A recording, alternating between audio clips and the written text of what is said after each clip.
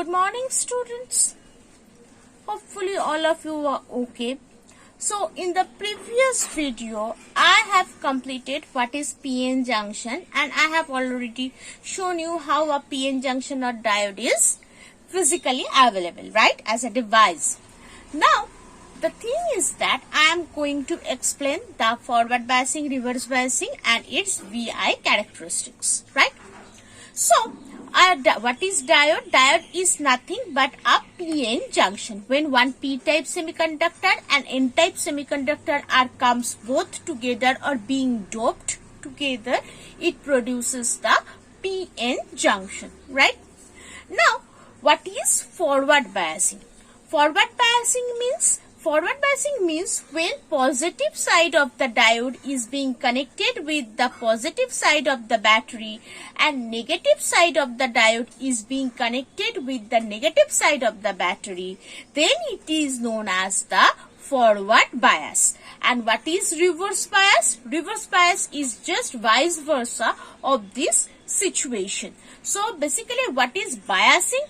Biasing means the arrangement. So if the arrangement is in a forward direction, it is forward bias, and if it is in a reverse direction, it is treated as the reverse bias. So let us pictorially understand this biasing. So basically already you know this is the symbol of diode. As this is the plane, this is the positive part, and as this is the notching, so this is the negative part, right? So when this positive part of the diode is being connected with the positive terminal of the battery, so this is known as the forward bias.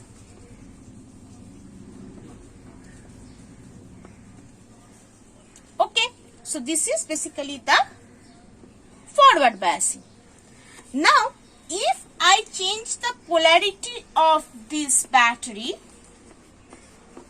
so it becomes, now negative part is connected with the positive terminal of the battery and positive part of the diode is being connected with the negative terminal of the battery. So it is known as reverse bias, right? Now, how based on this biasing, how this forward, the VI characteristics is being changed, let us see. So, according to the Ohm's law, we all know that voltage is directly proportional to the current. So, if this is the voltage axis, this is considered as the current axis. According to the Ohm's law, the characteristics of VI curve will be like this straight line. All of us know, because V is directly proportional to I, right? But for this part, that is for the VI characteristics, or for this PN junction, the characteristics of the VI curve is changed slightly. How it changes? Basically, and one thing is that whenever I have connected the diode in forward direction or in forward biasing or reverse biasing, in both situations we can use the diode.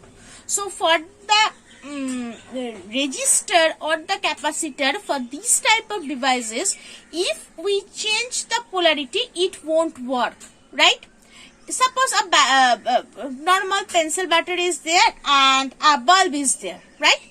So if I just polarity change, that is positive terminal of the bulb is being connected with the negative of battery and negative terminal is being connected with the positive of battery, positive of the bulb, then the bulb won't glow, right? So that means in reverse bias, the bulb cannot work. And same as for the capacitor as well.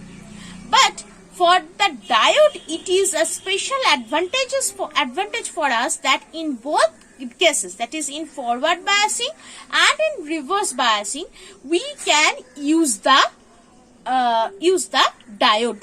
Okay. So let us see how we can use the diode in both cases. So first let us understand the forward biasing. So the curve of this forward bias will be like this. So this is the hyperbolic curve, and this is known as V gamma, or it is also known as cut in voltage, or it may be shown as the threshold voltage. So what is the need of this threshold voltage? Already you know, for the PN junction,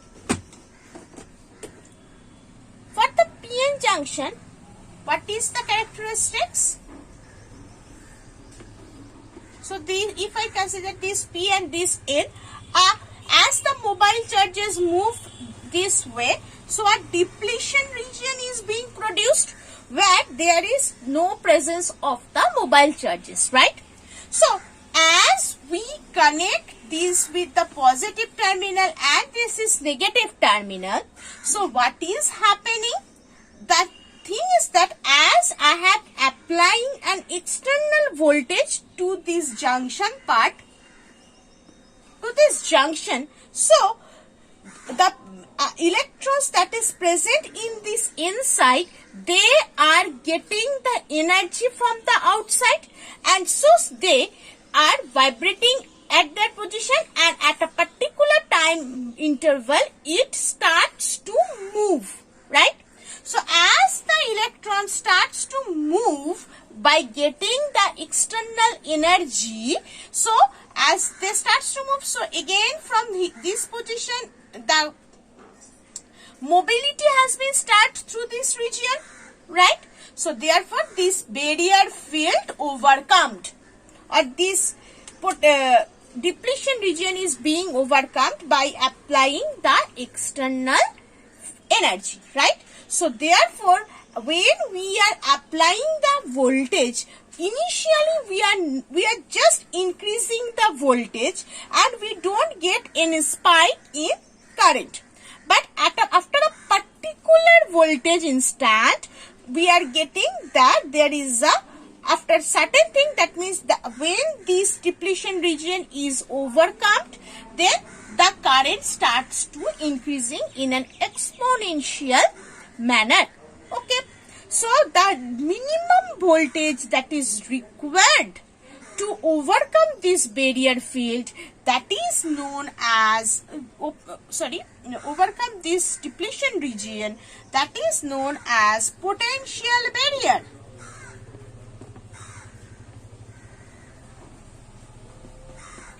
Okay, so this is known as the potential barrier.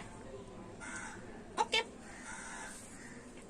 So this is the, or which is basically represented as here V gamma. So this is basically the forward biasing characteristics. Now if I consider the reverse bias, so what is happening for the reverse biasing?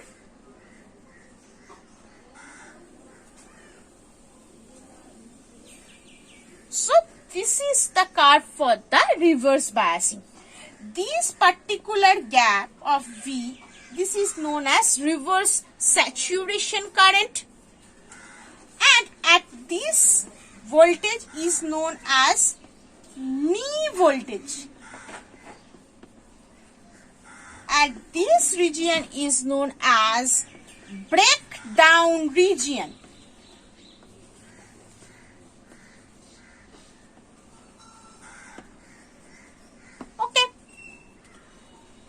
So this is the total characteristics of VI characteristics for the semiconductor. So today I have discussed the forward biasing part. In the next video I will concentrate it on this part, and later on I will show you the expression for this forward biasing and the next rectification. Okay, thank you.